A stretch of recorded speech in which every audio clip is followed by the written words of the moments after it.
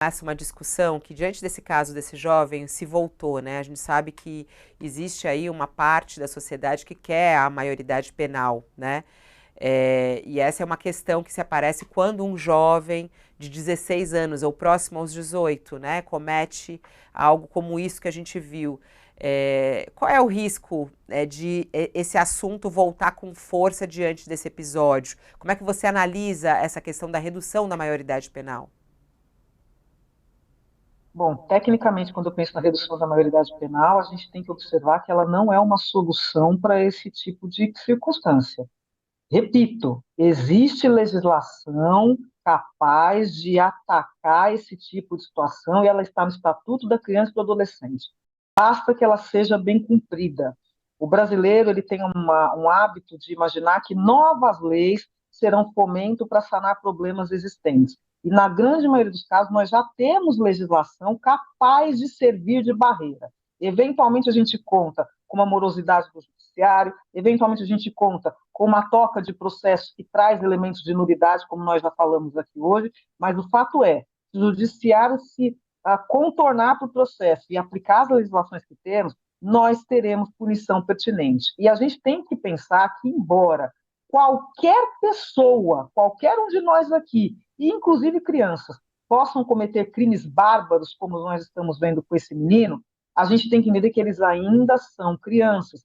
Há uma parte de cognitivo importante a ser formada. O cognitivo difere da personalidade, né? A personalidade, muitos especialistas dizem que a gente forma na primeira infância, mas o desenvolvimento do cognitivo, maturidade, conhecimento de certo e errado, isso demanda toda uma estrutura de vida e de formação e de pessoas no nosso entorno para nos dar esse saber. Então, não é possível que a gente puna uma criança como se pode punir a um adulto, partindo da premissa que o adulto ele já tem o pleno discernimento, ou pelo menos com base na idade, deveria ter do certo e errado. Mesmo o adulto, quando é punido, nós também não podemos olhar para a prisão como um elemento, eu disse aqui hoje, de tortura. Prisão é reeducação. De nada vale para nós pegarmos um jovem, qualquer idade maior ou menor, submetermos a uma prisão para que de lá ele saia pior do que ele entrou, que é o que a gente tem visto no cenário prisional brasileiro.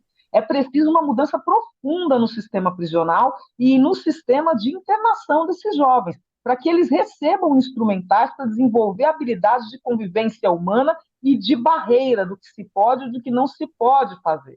Se nós pegarmos outros países, há alguns países, sim, em que o jovem ele é punido tal e qual um adulto, mas a entrega de educação, saúde e assistência também é outra a que se entrega, que se dá para esse jovem. Portanto, é mais fácil exigir dele uma apreensão de conhecimento, uma melhor formação, numa idade mais tenra que a nossa. Eu não acho que a redução da maioridade penal vai resolver o problema, até porque reduzir a maioridade penal não vai reduzir a prática desses crimes. Talvez gere uma maior apreensão, maior medo desse jovem de ser preso de maneira mais punjante, de maneira mais fixa, mas ela não resolve o problema. Não adianta prender e receber de volta na sociedade do jeito que entrou. É preciso que haja mecanismo corretivo para essas pessoas. E elas precisam ficar, no caso dos jovens internadas, até que entendam que elas têm que conviver em sociedade com elementos de barreira para ouvir um não. E foi o que aconteceu com esse menino. Ele não soube ouvir uma recusa. E aí eu concordo, né, com o que foi trazido agora anteriormente, que foi o celular, mas talvez fosse qualquer outra coisa, porque ele não tinha esse sistema.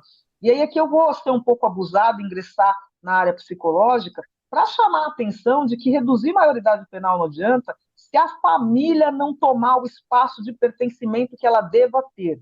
Nós temos muitos jovens sem família, mas a maioria dos jovens tem família. E as famílias deixam esses jovens ao seu livre albedrio. Eles fazem das suas vidas o que eles querem, às vezes porque os pais trabalham, têm seus comprometimentos, mas um jovem como esse deu sinal.